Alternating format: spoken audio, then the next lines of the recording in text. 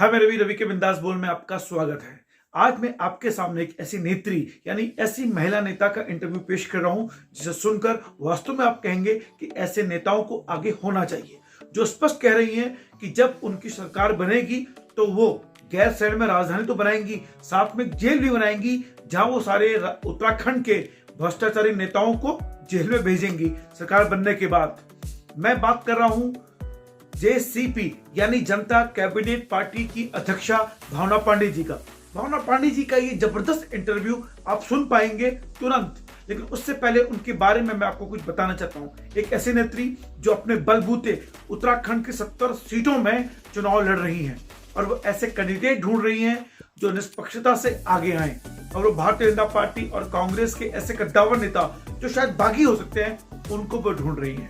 और मुझे लगता है कि जब आप इंटरव्यू सुन पाएंगे तो उनकी स्पष्टवादिता के आप मुरीद बन जाएंगे, जो स्पष्ट कह रही हैं कि हरीश रावत और रणजीत रावत के 1000 करोड़ रुपए के घोटाले के कारण उनके बीच में मनमुटाव है। शायद आपको उत्तराखंड में आज तक किसी नेता ने ऐसा खुलकर नहीं बोला होगा, पहली बार किसी नेता ने खुलकर बोला है। और वो स्पष्ट कह रही हैं कि मैं डरने वाली नहीं हूं। मैंने कहा कि आपको डर नहीं लगता, तो उन्होंने कहा उत्तराखंड की बेटी हूं, राज्य आंदोलनकारी हूं, मैंने आंदोलन में नहीं डरी तो मैं ऐसे लोगों से डरूंगी। तो मुझे लगता है कि आपको ये इंटरव्यू जरूर सुनना चाहिए अंत तक, और उनकी ओजस्वी वाणी से आप निश्चित रूप से उनके मुरीद बन जाएंगे और दुआ करेंगे कि उत्तराखंड में उनकी सरकार जरूर बनिए। सुनिए भावना पांडे जी का ये जबरदस्त और बेबाक और बिंदास अंदाज वाला इंटरव्यू सुनिए। तो मैं रवि के बिंदास बोल के लिए यहाँ पे आज हमारे सामने है जनता कैबिनेट पार्टी की अध्यक्षा, और इन्होंने एक तरह से भूचाल ला दिया है और पूरे उत्तराखंड में जिस तरह से इन्होंने प्रचार किया है और बहुत कम समय में, वो अतुलनीय है और अनुकरणीय है। सबसे पहले मैं मैडम आपका परिचय चाहती हूँ। मेरा नाम भावना पांडे है, मैं राज्य आंदोलनकारी उत्तराखंड की बेटी हूँ, और मैं आज आपको बताना चाहती हूँ कि जनता कैबिनेट पार्टी मैंने इसलिए बनाई, मैंने कहा कि अब नहीं बनेगी नेताओं की कैबिनेट, अब बनेगी जनता कैबिनेट। और जनता इस वक्त चाह रही है कि कांग्रेस और भाजपा को बाहर का रास्ता दिखाए, और अब नहीं बनेगी दल बदलू सरकार, अब नहीं बनेगी ब्लैक कलर की सरकार, क्योंकि अब आ गई है जेसीबी। जेसीबी एक विकल्प है भाजपा और कांग्रेस को, जो हमारे युवा, जो महिलाएं जो परेशान थे किसको वोट दें, कई नोटों को दबाते थे, तो उन सब के लिए मैंने एक रास्ता बनाया है कि भाई इस बार सब लोग जो है जनता कैबिनेट पार्टी पे आ भी रहे हैं कैंडिडेट, और बहुत अच्छे कैंडिडेट। देखिए, जो जिन लड़कों ने, युवा लड़कों ने, हमारे ये नेता न तो नौकरियां देते युवाओं को, न राजनीति में आगे आने देते, आज 20-20 साल से बस्ता ढो रहे हैं लोग पार्टियों का, तो अंत में उनको लास्ट मोमेंट देखिए, नॉमिनेशन के 2 दिन बचे हैं, अभी तक उनको लटका रखा है, दिल्ली बैठे बेचारे। उन्होंने अपनी जमीनें बेच के क्षेत्र में काम किया है, अपने बच्चे छोड़ के काम किया है। उन नेताओं को ये लोग आगे नहीं आने देते, दल बदलू को ले आएंगे। बताइए, बहुत देर नहीं करती ज्वाइन, मतलब इस पार्टी को स्टैंड करते हुए? नहीं, किसी चीज़ की देर नहीं होती। युद्ध लड़ने के लिए 7 दिन चाहिए, 7 दिन युद्ध। आपने महाभारत को भी देखा होगा, आपने भगवान रामचंद्र को भी देखा होगा, आपने तिरुपति को भी देखा होगा, कितने दिन में युद्ध लड़ा था। तो युद्ध जीतने के लिए तो सिर्फ 7 दिन बहुत होते हैं। अच्छा, मूलतः कहाँ के रहने वाली हैं? मूलतः हम बागेश्वर के रहने वाले हैं, और मैं हल्द्वानी, हम लोग आगे थे, और हम बहुत गरीब परिवार से मैं थी, और मैं दिल्ली नौकरी करने चली गई थी। काशीपुर में नौकरी की, उसके बाद मैंने रामपुर नौकरी की, दिल्ली नौकरी की, और 93-94 में राज्य आंदोलन में जुड़ गई किशोर उपाध्याय के साथ, 53 सिंह नेगी जी के साथ। तो उसके बाद मेरा लाइफ सफर शुरू हुआ। हमने 6 साल 4-5 साल हमने बहुत धरने प्रदर्शन किए राज्य लेने के लिए, और ये सोचा कि हमें नौकरियां मिलेगी, हमें नौकरियां नहीं मिली, और बाहर के लोग नौकरियां पकड़ा दी, बेच दी बाहर की नौकरियां। और आज हमारा युवा किसी भी, देखिए 21,000 फार्म से सड़कों पर है, नौकरियां नहीं निकल रही 15-15 साल से।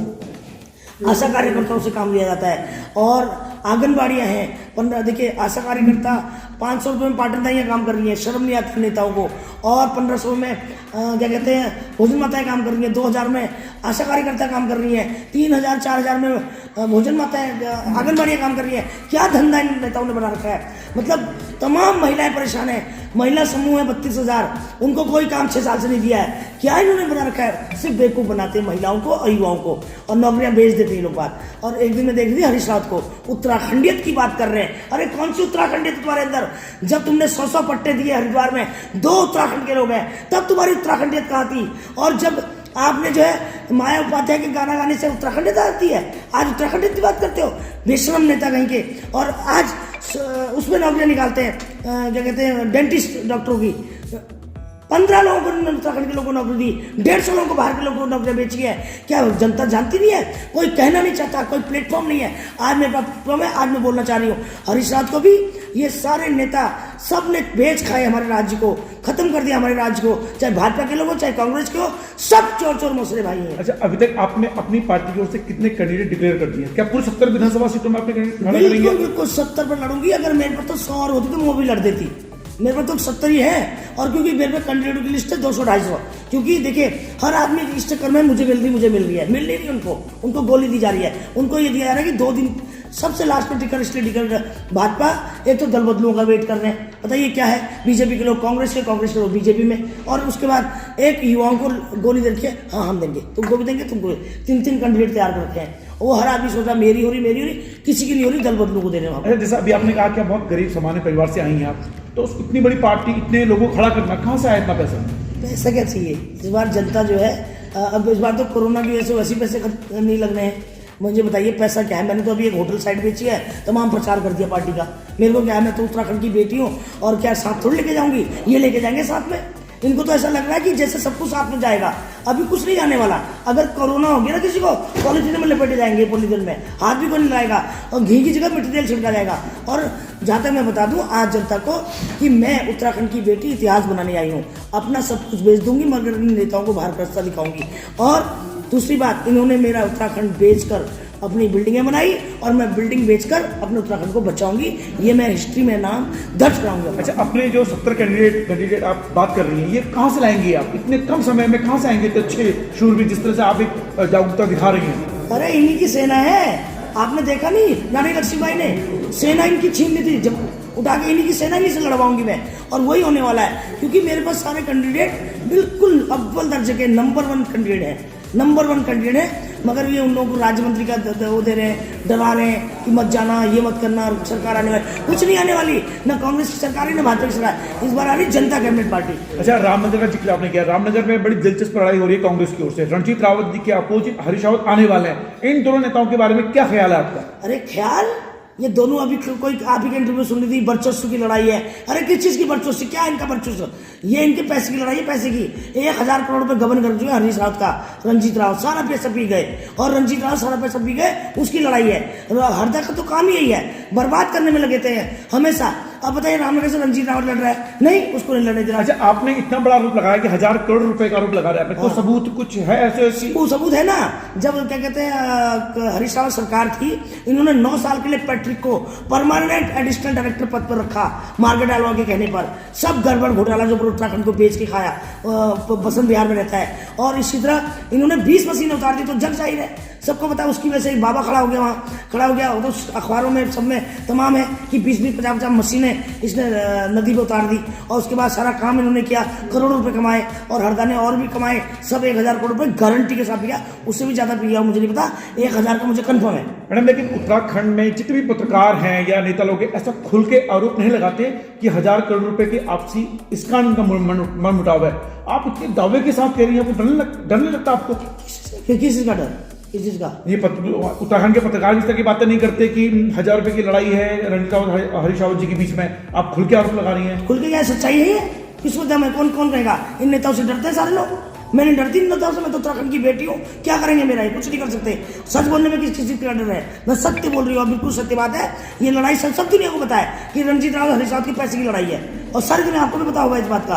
अच्छा, मैंने दबी जमानों सुना है, पर खुल के आज तक किसी ने नहीं बोला। आप पहली ऐसी नेता है, पहली ऐसा इंटरव्यू हो रहा है जहाँ खुल के आरोप लगाए जा रहे हैं। मेरा अगर सवाल है, 70 में से कितनी सीटें जीतने को उम्मीद लगा रही हैं आप? 70 के 70 जीतेंगे, जब युवा लहर आने वाली है। अभी कल परसों मुझे कोई कह रहा था कि बहन जी इस बार वोट नहीं पड़ेंगे, ओले जनता के।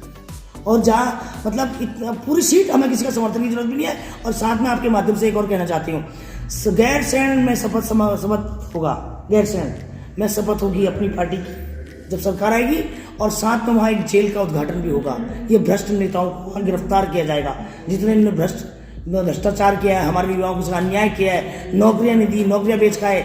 सड़कों में देखिए पट्टियां लग रही, पट्टियां सब सड़कों में पैसा, हर चीज को लूट खाए, जमीन सब कुछ बेच खाए, कुछ नहीं बचा। 70,000 करोड़ के नीचे इन्होंने हमारे राज्य को। देखिए, एक अध्यक्षा भावना पांडे ने स्पष्ट रूप से कहा कि सरकार उनकी बन रही है, और साथ में एक जेल का उद्घाटन करेंगे। जितने भी उत्तराखंड के भ्रष्टाचारी नेता हैं, चाहे भले वो भाजपा के कांग्रेस के हों, वो जेल की सलाखों के पीछे भेजेंगे। मुझे लगता है कि आप इनके इंटरव्यू सुन के युवाओं को जरा सोचना चाहिए, आपने उत्तराखंड क्रांति दल क्यों नहीं ज्वाइन किया, या आपने क्यों नहीं उसे अपने आप में मिलाया, क्योंकि उसकी आत्मा बस्ती है उत्तराखंड क्रांति दल की। उत्तराखंड ऐसा कहा जाता है। देखो, हमारी भी आत्मा बस्ती है, हम भी आंदोलनकारी हैं और उसमें भी आंदोलनकारी हैं। वो पार्टी शुरू में जो है कांग्रेस और भाजपा की गोद में बैठ गई, इसलिए उन्होंने विश्वास खो दिया और उनके पास संगठन भी नहीं है और थोड़ा फंड की भी कमी है और वहाँ पर कोई नेता नहीं, एक दूसरे को चलने देते।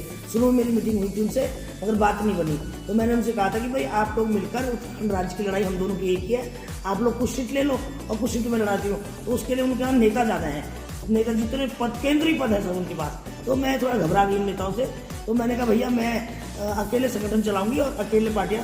मेरे यहाँ का हर नेता अपने आप में नेता होगा, हर विधानसभा में वो अपने आप का नेता होगा। मेरे यहाँ कोई आला कमान नहीं, कोई अल्लाह का कमान नहीं, कोई हाई कमान नहीं, सब अपने अपने हाई कमान होंगे, सब अपने अपने अल्लाह कमान होंगे। तो हर विधायक अपने आप में एक नेता होगा। अच्छा, मेरा ये जानना है कि मान लीजिए कि आप इस चुनाव में नहीं जीत पाती हैं, तो क्या आप अपनी ये लड़ाई 2027 तक के लिए जारी रखेंगी? क्या बात कर रहे हो, कैसे नहीं जीत पाऊंगी, गजब कर रहे हो। आज उत्तराखंड की युवा चाह रहा है, महिला चाह रही है और क्या कहते हैं एक विकल्प लाना और इनको बाहर का रास्ता दिखाना। आप कैसे कह सकते हो? मैं सरकार बना रही हूँ, गारंटी के साथ बना रही हूँ। नहीं, मैंने विकल्प की बात इसलिए करी कि आपने हमेशा ए और बी प्लान लेके चलता है। मान लीजिए, मैं चाहता हूँ कि सरकार बने, लेकिन बाई चांस मान लीजिए। मैं नहीं मानती बिल्कुल। अगर नहीं बने तो आप 2027 के लिए तैयार हैं? 27 क्यों? इसी बार सरकार में मैं इस बात को नहीं मानती कि सरकार क्यों नहीं बनाएंगे। जब जीता हुआ कैंडिडेट को टिकट दे रही हो, जीत रहे हैं। हर आदमी युवा चाहता है कि उसके क्षेत्र में जो काम करे उसको टिकट मिलनी चाहिए। ये नहीं कि ये लोग 4.5 साल दिल्ली बंबई घूमते हैं और अपने घरों के में बंद रहते हैं। आज इस बार की जनता उसको चुनाव जिताएगी जो क्षेत्र में काम कर रहा है। मैं उसको टिकट दे रही हूँ जो क्षेत्र में लगातार, जिसका घर ही वही है, जो क्षेत्र में रहेगा और जो 90% सोशल होगा और 10% नेतागिरी जिसके अंदर होगी, उसको मैं टिकट दे रही हूँ। क्यों नहीं जीतेंगे हम? अच्छा, मान लीजिए कि उत्तराखंड में आपकी सरकार बन गई या मुख्यमंत्री बन गई, आपके पास विकास योजनाएं क्या है उत्तराखंड के लिए और यहाँ के युवाओं के लिए? देखिए, ये तो मैं बता रही हूँ विकास योजना। अभी मुख्यमंत्री बनने का मुझे शौक नहीं है, ना मैं चुनाव लड़ रही हूँ। और मैंने आपको बताया कि मेरा तो सिर्फ इतिहास में नाम चाहिए मुझे, और इतिहास में मैं जो ये लगा रखे मैंने उत्तराखंड के गौरव, इनमें मैं एक दिन इतिहास में मेरा नाम आएगा और मैं यहीं के लोगों जिसको जनता चाहेगी मुख्यमंत्री बनाना, विधायक दल का जो नेता होगा वो चाहेगा मुख्यमंत्री किसको बनाना है। मुझे ना मुख्यमंत्री बनना है। मुख्यमंत्री की लड़ाई में तो हरदा मरते हैं, ये हड़क सिंह मरते हैं। इनको चाहिए मुख्यमंत्री, मरने तक, स्वर्ग तक मुख्यमंत्री की कुर्सी में जाएंगे ये लोग, स्वर्ग की सीढ़ी पे। आप बताइए ना, इंदिरा जी मुख्यमंत्री बनते बनते पहुंच गई स्वर्ग, अब हरदा भी बिल्कुल उसी कगार में है। तो इनको तो मुख्यमंत्री बनना है मरने तक, दम तक। कहते हैं कि हम मर जाएंगे मगर जनता तुम्हें मार के छोड़ेंगे। तो अब नहीं चलेगा ये, इनका ये गुंडाराज नहीं चलेगा। ये अली बाबा 40 चोर गैंग है, ये गैंग मैं इनको कहती हूँ, अली बाबा 40 चोर गैंग अब नहीं आएगा उत्तराखंड। देखिए, बहुत बेहतरीन इंटरव्यू दे रही हैं मिस भावना पांडे जी, और मुझे बहुत अच्छा लगा है और मैं चाहता हूं कि ऐसे लोग सामने आने चाहिए। और सबसे बड़ी बात है, इन्होंने कहा मुझे मुख्यमंत्री नहीं बनना है, मैं सिर्फ यहाँ उत्तराखंड का भला करने के लिए आई हूँ। अधिकतर लोग मुख्यमंत्री मंत्री बनना चाहते हैं, इन्होंने ये भी कहा चुनाव नहीं लड़ना चाहती है, जो अपने आप में एक बहुत ही संवेदनशील विषय है और एक बहुत ही धाकड़ विषय है। अच्छा, मुझे एक चीज़ बताइए कि आपने उत्तराखंड के प्रति जो दर्द है ये कब महसूस किया? मतलब आप 2002 में नहीं आई, 2012 में नहीं आई, 2017 में नहीं आई, अच्छा वैसे 2022 में क्यों आप ये योजना? देखो, मैं बहुत दुखी थी। मैं तो देखिए यहाँ नेताओं का गुंडा राज, दल बदलुओं का, तो मैं तो आती नहीं थी उत्तराखंड में, दुखी हो जाती थी। तो जब मुझे प्रकाश पंत आज स्वर्ग सिधार गए, हो सकता है उनकी आत्मा मुझे मजबूर की है, वो मुझे लाए हैं। वो उत्तराखंड के सच्चे सिपाही थे। मैंने नेता देखा, प्रकाश पंत से बड़ा कोई नेता नहीं देखा। उनके घर के दरवाजे हमेशा खोले होते थे, हमेशा जनता की सेवा करते थे और उनको मुख्यमंत्री नहीं बनने दिया। हो सकता है उनका सपना पूरा करने में आई हो सकता है उन्हीं का आशीर्वाद मुझे हो, उसी की वजह से मुझे प्रेरणा मिली। जब उनका स्वर्गवास हो गया तब मेरे दिमाग में आया कि उत्तराखंड राज्य का अब कोई बचाने वाला। जिस दिन प्रकाश पंत जी एक्सपायर हुए थे, जनता रो रही थी, क्योंकि एक जनता ऐसी थी, वो सब जनता का काम करते थे। उनके लिए कोई भाजपा और कांग्रेस नहीं थी, सबका वो काम करते थे। तो ऐसा नेता चल गया, तो हो सकता है ऊपर वाले की इच्छा रही हो कि भाई मैं ऐसा कोई काम करूं।